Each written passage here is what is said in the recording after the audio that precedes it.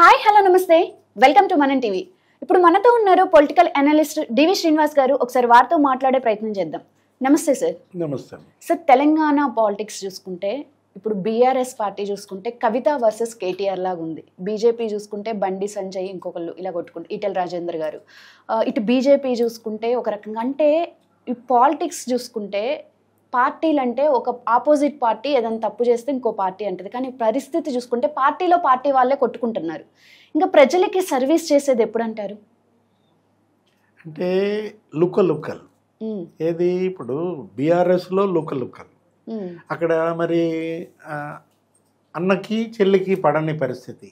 అవును, కేటీఆర్ ఇవాళ వర్కింగ్ ప్రెసిడెంట్గా కేటీఆర్ నాయకత్వాన్ని చెల్లి అంగీకరించని పరిస్థితి. ఆ రోజు చూసాం మనం వరంగల్లో రజతోత్సవ సభ, దానిపైన కవిత రాసిన లేఖ, ఆ లేఖ లీక్ చేయటం, ఆ లీక్ వీరుడు ఎవరని ఈమనడం, అసలు మా పార్టీలో బీజేపీ కోవట్లు ఉన్నారు అన్న వ్యాఖ్యలు, లేదు అసలు రేవంత్ రెడ్డి కోవట్లు ఉన్నారు మా పార్టీలో అని మరి ఏకంగా కేటీఆరే అనడం, అటు కేసులు ఇటు ఎంక్వైరీలు మనం చూసాం. కాళేశ్వరం జ్యుడిషియల్ కమిషన్ ముందు కేసీఆరే హాజరవ్వడం, హరీష్ రావు హాజరవ్వటం. ఇలాంటి పరిస్థితుల్లో అన్నా చెల్లెళ్ళ మధ్య కోల్డ్ వార్ కాస్త నీకు డైరెక్ట్ వార్గా బయటపడిన పరిస్థితుల్లో అసలు తాజాగా కవిత ఏమంటున్నారు? బీసీ రిజర్వేషన్ల మీద ఆమె స్పందించారు. జాగృతిని ఆమె మొత్తం రాష్ట్ర వ్యాప్తంగా విస్తరిస్తున్నారు. కమిటీలు వేశారు. 40% బీసీల రిజర్వేషన్ పైన బీఆర్ఎస్ ఎందుకు నోరు తెరవట్లేదన్నారు. అన్న మనుషులు వెళ్ళేమో మహా న్యూస్ మీద దాడి చేసి ధ్వంసం చేశారు. చెల్లి మనుషులేమో ఆయన ఎవరు మన క్యూబ్ టీవీ అదేంటి తీన్మార్ మల్లన్న ఆయన ఆఫీస్ మీద గందరగోళం చేశారు. అంటే అసలు ఏంటి ఇక్కడ బీఆర్ఎస్లో ఏం జరుగుతుంది? ఇది అసలు ఒక పోరాట పార్టీ అయినా? ఇప్పుడు చావు నోట్లో తలబెట్టి తెలంగాణ తెచ్చానంటాడు పెద్ద ఆయన కేసీఆర్. 10 ఏళ్ళు ముఖ్యమంత్రిగా అటు కొడుకుని కూతుర్ని నియంత్రించలేకపోతున్నాడా? ఒకవైపు అనారోగ్యం, మరోవైపు పార్టీకే అనారోగ్యం. ఇది బీఆర్ఎస్ ఈ విధంగా ఉంటే మీరన్నారు బీజేపీ. ఎప్పుడు బీజేపీలో ఇటువంటి చూడలేదు. సంస్థాగతంగా బలంగా ఉండే పార్టీ, పైపెచ్చు ఆర్ఎస్ఎస్ అనుబంధంగా నడిచే పార్టీ. అట్లాంటి బీజేపీ నరేంద్ర మోడీ, అమిత్ షా దేశం మొత్తం క్రమశిక్షణ వాళ్ళు మరి పట్టు ఉన్నటువంటి ఆ నాయకులకి తెలంగాణ బీజేపీ పైన పట్టు లేకుండా పోయిందా? ఎందుకంటే మరి బండి సంజయ్, ఈటెల రాజేందర్ మధ్య కోల్డ్ వార్ కాస్త అది కూడా రోడ్డున పడుతోంది. నువ్వెంత అంటే నువ్వెంత అనుకుంటున్న పరిస్థితుల్లో మరీ ఈ పిచ్చి భాష వచ్చేస్తోంది. తిట్టుకునేదాకా వచ్చారంటే ఇక్కడ ఇప్పుడు రామచంద్రరావు గారిని నియమించారు బీజేపీ రాష్ట్ర అధ్యక్షులుగా. ఆయన మరి వెళ్ళారు ఢిల్లీ, నిన్న మొన్న వెళ్ళినట్టున్నారు. దీని గురించేనా? ఈ పంచాయతీ గురించి అక్కడ ఏం జరుగుతుంది? ఇప్పుడు రామచంద్రరావు ఆధ్వర్యంలో మరి బీజేపీ ఇవాళ తెలంగాణలో పట్టు సాధించడంగా జెండా ఎగరేయాలి. ఎందుకంటే తెలంగాణ ప్రజలు మరి కొత్త రాష్ట్రం ఏర్పడిన తర్వాత ప్రత్యేక రాష్ట్రంగా ఆవిర్భవించాక కేసీఆర్కి 2 టర్మ్స్ అవకాశం ఇచ్చారు. 10 ఏళ్ళు. అంటే తెలంగాణ తెచ్చిన పార్టీ మాదే అన్నటువంటి దీంట్లో తెలంగాణ ఇచ్చిన పార్టీ ఎవరు? కాంగ్రెస్ ఇచ్చింది. ఇప్పుడు సోనియమ్మ, గతంలో మనం కూడా చూసాం, ఏది కేసీఆర్ కుటుంబ సభ్యులందరితో కలిసి వెళ్ళి సోనియా గాంధీకి పాదాభివందనం చేశాడు, దేవత అన్నాడు ఆమెని. మరి అందుకని ప్రజలు కూడా ఏం చేశారు? కాంగ్రెస్ పార్టీని గెలిపించారు, రేవంత్ని ముఖ్యమంత్రి చేశారు, ఒక 5 ఏళ్ళు వాళ్ళకి అవకాశం ఇచ్చారు. ఆ రోజు సుష్మా స్వరాజ్ బీజేపీ మరి అప్పటి ఎంపీ, ఆమె దీనికి మద్దతు ప్రకటించారు. తెలంగాణ రావడంలో మరి బీజేపీ పాత్ర కూడా ఉంది. అప్పుడు బీజేపీ మద్దతుతోనే ఆ బిల్లులన్నీ పాస్ అయినటువంటి పరిస్థితుల్లో మరి బీజేపీకి కూడా ఒక అవకాశం ఇవ్వాల్సిన బాధ్యత తెలంగాణ ప్రజలపైన. అందుకే గెలిపించారు. మొన్న ఎంపీలుగా 8 మందిని గెలిపించారు.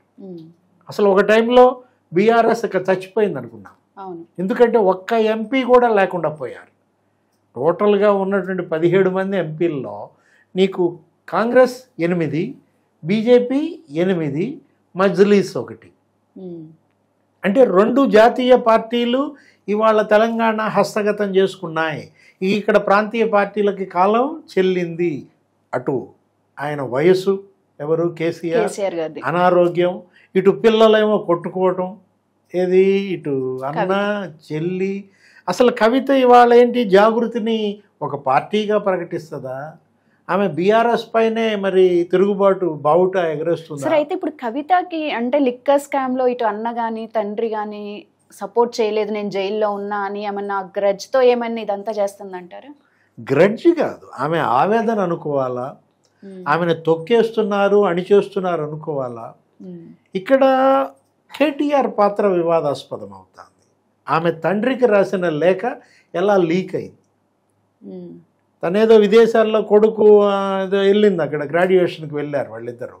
తిరిగి వచ్చినప్పుడు కనీసం ఆమెను ఇక్కడ స్వాగతం చెప్పేవాళ్ళు లేకుండా పోయారు. ఆ జాగృతి కార్యకర్తలు మాత్రమే వచ్చినటువంటి పరిస్థితుల్లో ఇప్పుడు కవిత రాజకీయ జీవితం ఇక్కడ ఏంటి మరి ఆమె చూసుకుంటున్న పరిస్థితుల్లో నిజామాబాద్లో ఆమెను ఓడించింది కూడా పార్టీ వాళ్ళే అంటున్నారు.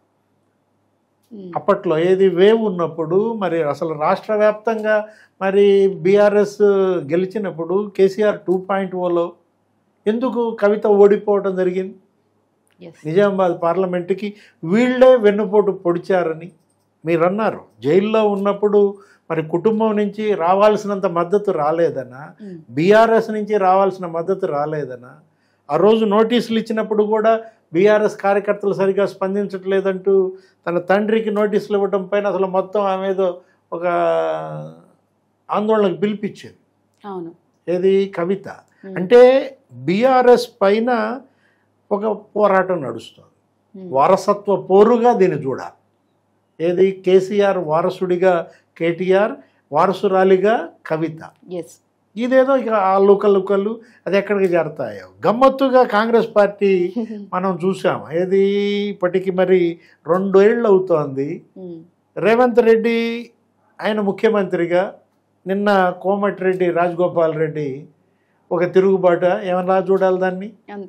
మరో 10 ఏళ్ళు నేనే సీఎం అనో ఏదో అన్నాడు ఆయన. ఇది అసలు కాంగ్రెస్ పార్టీకి ఇలాంటి అలవాటే లేదు.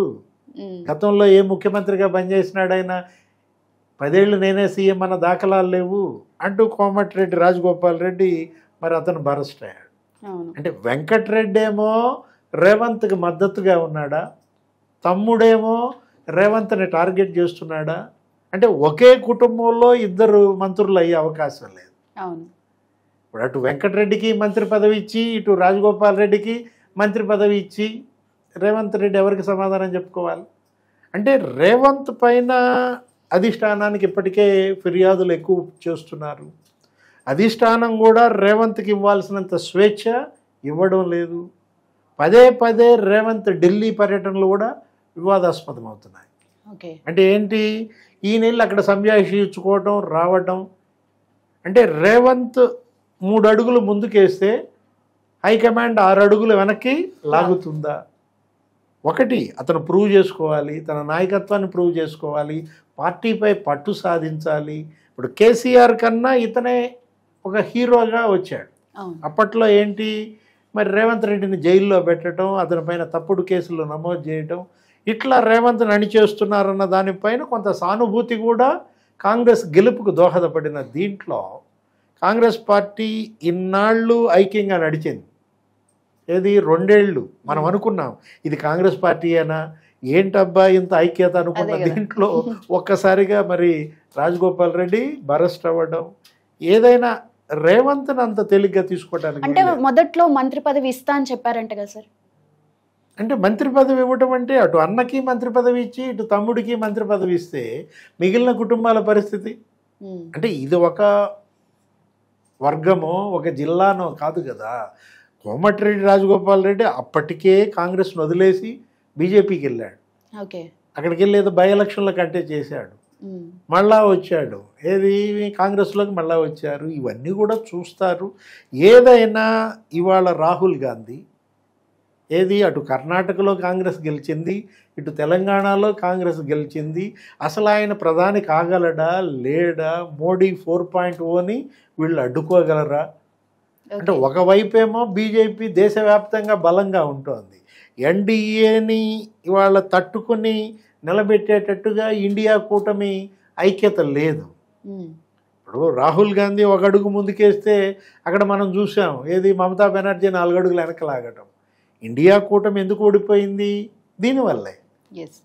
అంటే అటు ఇండియా కూటమి, ఇటు ఎన్డీఏ కూటమి, దేశవ్యాప్త పోరు అట్లా సాగుతుంటే తెలంగాణ పోరు ఈ లుకలుకల మధ్య మరి ఏ పార్టీ మరి ప్రజల మద్దతు ఉంటుందో ఇక రాబోయే 3 ఏళ్లలో మనకి తెలుస్తుంది. ఒకవైపు రేవంత్ రెడ్డి హామీలు నెరవేర్చుకోవాలి, మరోవైపు పార్టీలో ఈ లుకలుకలు లేకుండా చూసుకోవాలి.